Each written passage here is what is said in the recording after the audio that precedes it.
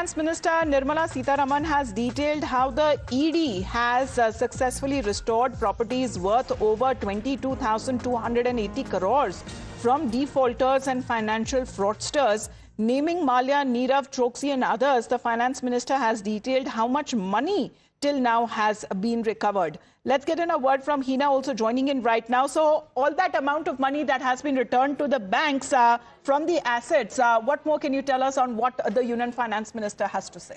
Well, in a way, we can say that this is a report card as far as action against those fraudsters are concerned who were involved in economic offences. And this is what Nirmala Sitharaman, Union Finance Minister, has put out. She says, and I quote, the Enforcement Directorate has successfully restored properties worth around 22,280 crore rupees. And here she says that it's not just the major cases that have made to the headlines, but anybody and everybody that was involved in some kind of an economic offence, action was taken against them by the investigative agencies, and the money has gone to the banks where it actually belonged. Now, she has listed a number of cases here, the infamous Mallya case. In this particular case, she says, and I quote, 14,131.6 crores, the complete amount of the attached property has been restored to the public sector banks. Remember, it was a big issue because what used to happen was that banks give loans to these people, they run away, and then what happens to the money? Because eventually it's our money, it's the taxpayers' money that's deposited, that's given by banks to these people as loans. So a large